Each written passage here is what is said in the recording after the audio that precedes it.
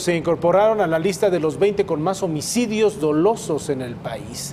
Esta tendencia la hemos venido arrastrando desde el año pasado. De acuerdo con el presidente del Consejo Ciudadano para la Seguridad Pública y la Justicia, José Antonio Sánchez, las ciudades con más muertes violentas durante 2017 son Tecomán y Manzanillo, en Colima, Chilapa y Acapulco, en Guerrero, Tijuana y playas de Rosarito en Baja California. Vamos a platicar más de cómo está México a estas alturas del año. Prácticamente acabamos de comenzar, pero hemos venido arrastrando una tendencia nada satisfactoria en relación a la incidencia delictiva en nuestro país.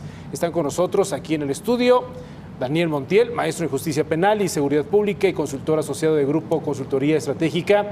También el maestro Gerardo Rodríguez Sánchez Lara, profesor de Seguridad Nacional y Terrorismo de la Universidad de las Américas de Puebla. Y a Luis Wertmann, presidente del Consejo Ciudadano de la Ciudad de México. Muchas gracias a los tres por estar con nosotros. Gracias. Bien, me gustaría comenzar contigo, Luis. Desde el Consejo Ciudadano se reciben infinidad de reportes. Es la ayuda importante que se hace desde el Consejo. Dentro de lo que se recibe como denuncia dentro del Consejo, a la información que tiene el Consejo de incidencia delictiva, ¿cómo está concretamente la Ciudad de México en esta parte del año? Mira, lo hemos dicho, la Ciudad de México está contenida, pero eso no quiere decir que lo que está pasando no afecta a la ciudad. Y tenemos que medir todo lo que está sucediendo para darnos cuenta que si se continúa en esta tendencia, este año va a ser un año todavía más difícil de lo que fue el año pasado. Y no es que vengas a dar noticias malas, tenemos que estar con los pies en la tierra. De lo que decía Albert Einstein, no puedes esperar tener resultados diferentes actuando de la misma manera. Entonces, esta es la realidad, Héctor. Sí. Creo que es una realidad que tenemos que tener presente todos. Tenemos que tomarlo con seriedad, no jugar a los expertos, no tomar tampoco medidas desesperadas, pero sí entender que estás viviendo una situación seria y que si no se toman una serie de medidas que no se están tomando ahorita, las expectativas pueden llevarnos todavía a una situación más difícil de la que se está viviendo ahorita. Gerardo, ¿qué panorama nos pones? Mira, los datos no mienten.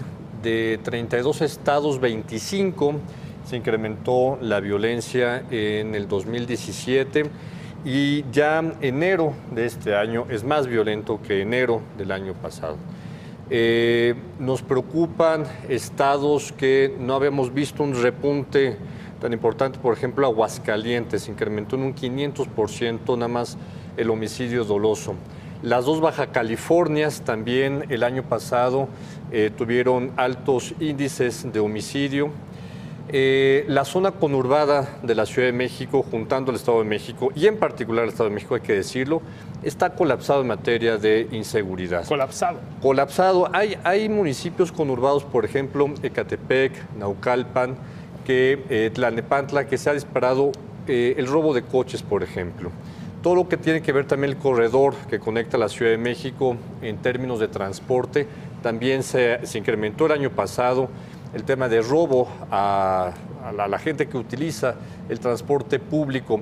La Ciudad de México también vio un incremento. Y lo que dice Luis es muy cierto. Si mantenemos las mismas capacidades, las mismas estrategias, no vamos a ver un año 2018 más seguro que el del año pasado. Y por último, la consultoría de inteligencia ETELEC revisó los asesinatos a políticos en los últimos meses, desde que empezó literalmente pues, el periodo electoral, preelectoral. Ya es el periodo preelectoral más violento que hemos tenido, con 54 ejecuciones de políticos, alcaldes, exalcaldes, exdiputados, partidarios de membresías políticas, de partidos políticos. Entonces, es un año que se antoja complicado porque las estrategias siguen siendo las mismas y las capacidades institucionales no vemos que vayan en aumento. Daniel. Retomando lo que mencionó Luis, es como si la Ciudad de México fuera un enfermo. Cuando te dicen de alguien que está en una situación crítica, te dicen que está grave, pero estable. Yo nunca he entendido bien eso, ¿no? Te dicen, está grave, pero estable. Pues está grave, Bueno, pero no se va a morir. ¿se va a morir o no se va a morir? Entonces, esa es la situación en cuanto a la Ciudad de México, por diferentes causas, diferentes a las de provincia. Ya lo dijo Gabriel. En provincia ya lo sabemos y por sabido se calla. Es la incapacidad de las policías que están cooptadas, que han perdido nivel, que han ido hacia la baja, y la espiral ascendente de los índices delincuenciales en el 2017 no tenía por qué pararse por el simple hecho de que un año nuevo, vida nueva, de ninguna manera. La espiral ascendente sigue, como bien se mencionaron Luis y mencionaron Gerardo, ¿no? Esto es consecuencia de estos primeros meses, este primer mes de enero, pues no es más que la continuidad de esa espiral de violencia que viene del 17, ¿no? Que son las peores cifras pues, ¿qué será? De las últimas 2 décadas, ¿no?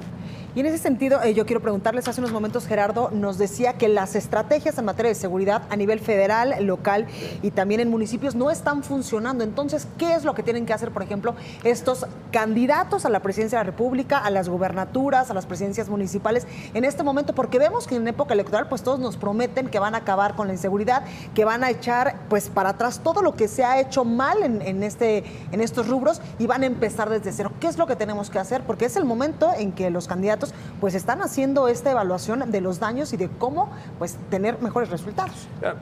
En temas estructurales, que es lo que yo traigo los datos a la mano, por ejemplo, las agencias de investigación criminal en los estados no tienen suficientes investigadores, tampoco tenemos suficientes peritos investigadores. Las policías estatales, el Secretariado Ejecutivo del Sistema Nacional de Seguridad reveló en diciembre un dato que ya tenían desde al menos marzo del año pasado. Hay una falta de estado de fuerza, es decir, de policías estatales de un 50%. Entonces, eso lo hemos querido corregir complementándolo con Fuerzas Armadas. Entonces, hay falta de investigación criminal, hace falta policía preventiva a nivel de los estados. Hay casos que sí funcionan, por ejemplo, el caso del Estado de México, Ciudad Neza, el municipio de Nezahualcóyotl, con un mando que ha funcionado, han tratado de profesionalizar a sus policías en los últimos años, han reducido los índices delictivos. Entonces, hay cosas que se han hecho bien. Querétaro está regresando a la profesionalización de sus policías y ya vimos una reducción el año pasado de sus índices delictivos. Entonces, hay experiencias positivas en el país, pero en términos estructurales, por ejemplo, también falta algo muy importante para complementar el círculo de la seguridad y de la justicia, más jueces y ministerios públicos. Y con esto termino. No es posible que estemos entrando al 2018 sin una Fiscalía General de la República. No las debemos desde hace por lo menos 6 meses. Claro. Y no hay titular de la PGR tampoco. Daniel. Sí, totalmente de acuerdo de que tiene que haber un cambio estructural que pase del modelo reactivo que espera hasta que suceda el delito para actuar. Debe de pasarse a un modelo proactivo que está basado en un trabajo de inteligencia para que los golpes a la delincuencia sean, si se puede decir, quirúrgicos. No salir a jugar al azar a ver qué nos encontramos, qué nos topamos, cuando deben de salir en misiones ya con un objetivo bien claro, con la suficiente información de inteligencia. Luis. Mira, ¿qué le pediría a los candidatos? No perdería el tiempo, porque todos te van a dar lo que tú les pidas. Lo que tenemos que ver es cuando ya estén sentados ahí. Exigir. Las medidas son muy claras y es, uno, si no vamos a detener el tráfico de armas, esto no va a cambiar nunca. Y el tráfico de armas viene de Estados Unidos a México. Si nuestros estimados vecinos no paran esa conveniencia hipócrita que tienen hacia México, que se vengan las armas, esto va a seguir siendo igual o más violento. Siguiente punto. Mientras no pongamos todos los delitos sobre la mesa, porque ahorita estamos distraídos o nos han tenido distraídos con 14 delitos de alto impacto. Pero el huachicol está por abajo de la mesa y estamos hablando puntos porcentuales del Producto Interno Bruto, claro. Y eso pareciera que todavía no existe y no se toman las medidas cuando pues es nada más seguir la ruta del dinero. El tráfico de personas es otro terrible rama del crimen organizado, que en México somos origen, destino y tránsito. Y hacemos poco en este asunto. De lo que decía Gerardo, oye, la cantidad de asesores que le estamos dando a las víctimas cuando tienen que ir a abrir una carpeta de investigación, en verdad es vergonzoso como sociedad ver que ni siquiera podemos hacer eso. Hemos visto casos de éxito, y lo pongo como en el Consejo Ciudadano, que los abogados que tienes acompañan a la víctima, sirven de primeros asesores, al menos para que se abra correctamente la carpeta de investigación. Si no vamos a modificar en el legislativo y en el judicial, nada más vamos a estar teniendo avances muy relativos, muy marginales, y yo pondría los grandes cambios que hemos visto en Italia, en España, vinieron por grandes jueces. Ojalá ya empecemos a escuchar esos nombres de esos grandes jueces mexicanos que vayan en contra de la corrupción, en contra de la impunidad. Y por último, lo que dijimos, esto es porque se gana dinero.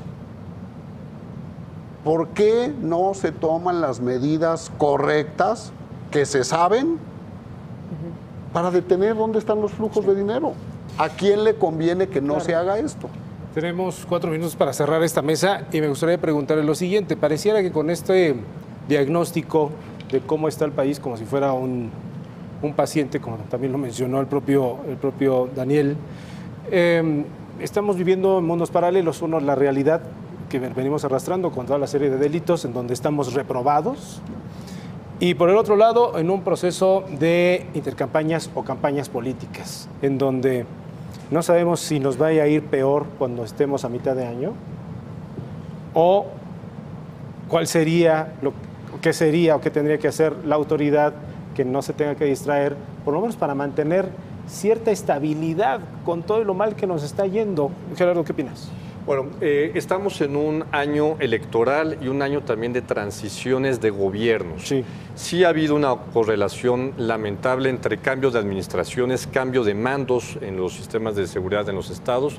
Entonces, pedirle a los gobiernos salientes y a los gobiernos entrantes que haya transiciones para darle seguimiento a las acciones buenas que se hayan tomado, y aquellas en donde haya habido malos ejercicios, darle la vuelta. Segundo, yo sí espero de los candidatos que nos digan que van a invertir más. Se ha invertido mucho en seguridad, sí, pero se necesita invertir todavía mucho más para tener un estado de fuerza mayor de policías, jueces. Necesitamos 4 veces más jueces también, y eso hay que platicarlo con el Poder Judicial, que ha sido una caja negra en los últimos años. Si me permites un último comentario rápido. Es un año también ya de elección o de reelección de alcaldes. Aquellos alcaldes que no le hayan cumplido a sus ciudadanos, también hay que castigarlos con el voto. Bien, bien dicho. Bien, Daniel.